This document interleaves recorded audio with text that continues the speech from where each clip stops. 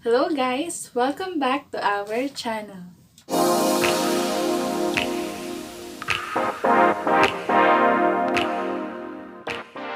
So meron naman tayong bagong upload and this will be a sign language tutorial again. And of course, katulad ng lagi sinasabi, nandun lang siya sa title and description box yung mga words na kasama natin sa topic ngayon. So, bago tayo magsimula sa ating video tutorial, kung bago ka pa lang sa aming channel, don't forget to subscribe to our channel and click the notification bell button para updated ka sa aming mga bagong uploads. So, without further ado, let's get started!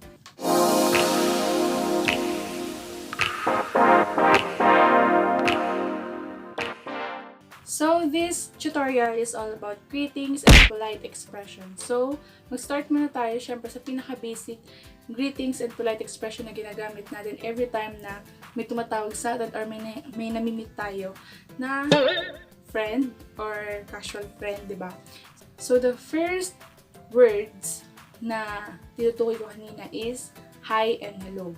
So, alam niyo naman na siguro kung nandito na kayo sa video na to, ibig sabihin, napanood niyo na yung ABC tutorial natin, yung alphabet sign language tutorial natin. So, alam niyo na yung alphabet. So, makaka-relate na kayo dito. So, the first word is hi and hello, and ito siya.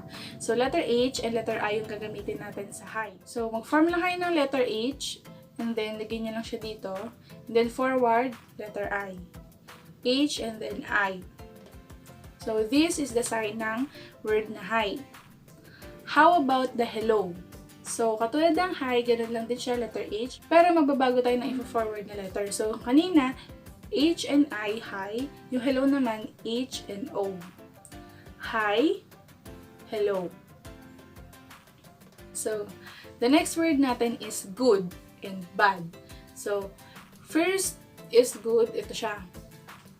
Yung isa natin kamay, nakaabang na siya dito. And then, ito naman yung kamay natin nakalagay dito sa chin natin. And then, good. Ayan siya.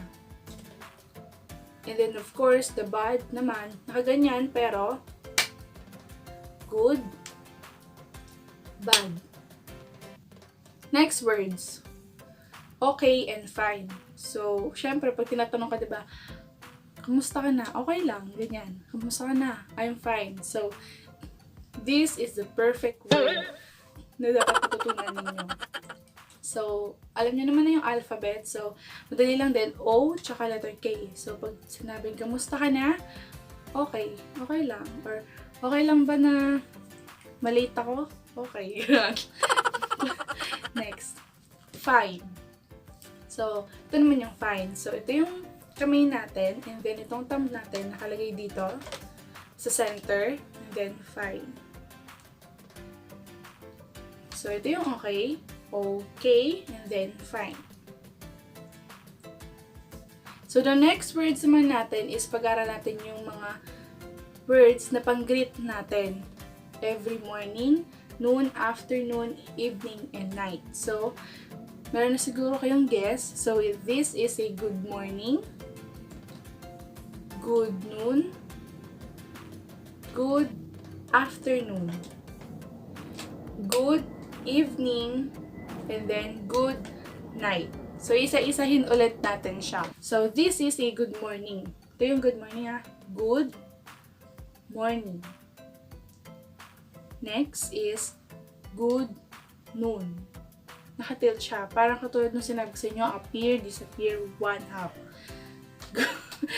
Ito. Noon. And next is good evening. Letter E, tapos nakababa na siya. Yung iba, ito lang yung gamit, hindi nakaganyan na siya. Pero yung iba, nagle-letter E. Pero, understood na yun, basta nakaganyan or nakaganyan, evening yon. And then, of course, good night. Good night. Good night. Next, good day. So, kanina, tinuro ko sa inyo yung day and then na yung good. So, pag sasamahin nyo lang siya, good tapos day. So, next naman is goodbye. So, goodbye. Good, pwede rin bye. Goodbye. Goodbye. So, maalin dyan kung anong gusto mo.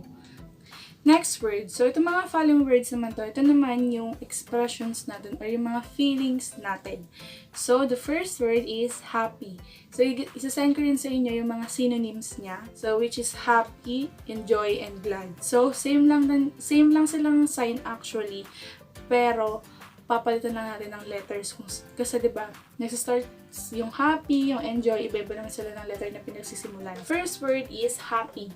So, form nyo lang to, palm in, tapos parehas naka-horizontal, and then, nakaganyan. Happy. Next is enjoy. So, letter E naman siya, enjoy. And then, the next is glad. So, letter G, parehas ulit letter G, and then glad. Happy, enjoy, glad. Next word naman is kabaliktaran ng happy, which is sad. So, sad. Letter S, sad. So, let's proceed naman with the word thank you. So, this is thank you. So, gamitin natin itong dalawang kamay ulit natin. And then, from here, thank you. Thank you. Pag gusto mo namang sabihin na thank you very much. So, this is thank you. Thank you very much. So, thank you very much. Very much.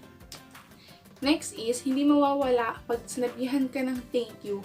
Syempre, ang sagot natin ay welcome. So, this is the word welcome. W, tapos from chin ulit, and then welcome. So, next word naman is you're welcome. So, ito yung word, ito yung sign ng your. Your. Nakapalmouth lang. Your. You, ito naman your. So, you're welcome. Thank you very much. You're welcome. Next word naman is sorry. So, letter S. And then, ilalagay natin siya dito sa center natin ng chest. Then, form tayo ng pabilog. Sorry. Next, kung may sorry naman, of course, meron ding forgive. So, ito yung palm natin. And then, letter F. Then, parang magdodrawing lang tayo ng letter Z dito. Forgive. So, ito yung forgive. Next word naman natin is wow. So, ito siya. Wow. Wow. Or, pwede rin namang wow. W, tapos parang sinishake natin ng wow. Yan. Next is yes or no. So, yung yes natin is ito. Letter Y. Diba yung yes natin nag-start with the letter Y. So, form tayo ng Y. And then, parang nasang ayon siya. So, yes. Pero, other sign language user use this. So, ganyan lang siya. Pwede rin ganyan. So, yes, pwede rin ganyan. Next word is no. So, letter N yun, diba? Tas O. So, no. Ganun lang siya. So, kanina, ito yung yes. Yes. Ito naman, no. No. Next word is good luck. So, ito naman siya. Good luck. Good luck. Next word is happy birthday. So, this is happy birth. So, ito yung kamay ulit natin. Ganyan. B. Naka-letter B. And then, ito na ulit. Naka-letter B. So, sa ating mga babae, diba nanganganak tayo? So, isipin natin ito yung chan natin. Or yung sinapupunan natin.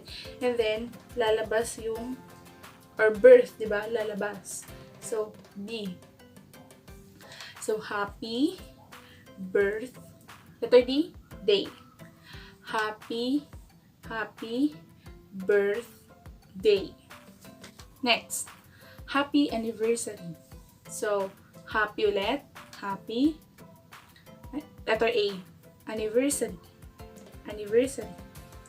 Happy Anniversary. Next is Happy New Year. So, sa last video natin, naituro ko na yung New Year sa inyo. And then kanina, naituro ko na sa inyo yung word na happy. So, everybody, sabayan nyo ako mag-sign. Happy New Year. Happy New Year. Next word, Happy Valentines. So, ito siya. Happy. And then, mag-form kayo ng, since nandito yung puso natin sa left side, so mag-form kayo ng letter V, and then mag-drawing kayo dyan ng heart. Happy Valentines. Next, Merry Christmas. Merry Christmas. So, letter M. Yung happy natin, papalitan natin ng letter M, which represents Merry. So, Merry. Then, ito, Christmas. Merry Christmas. So, next, how. Para kang may, ito siya, para kang may kinuha. How are you? How are you? Siyempre, pag may nagtanong sa'yo ng how are you, ang sagot mo naman is, I am fine, thank you. So, ito naman siya, I am fine. Thank you. So, I am fine. Next, congratulations. So, i-meet nyo lang yung parehas nyong palm or parehas nyong hand, and then itaas nyo. Congratulations. Next is, may I borrow? So, may, parang left, M siya, from here, from your inside, pa outside.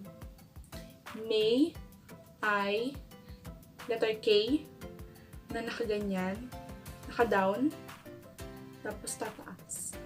Borrow. Ito yung borrow. May I borrow. Next, may I go out?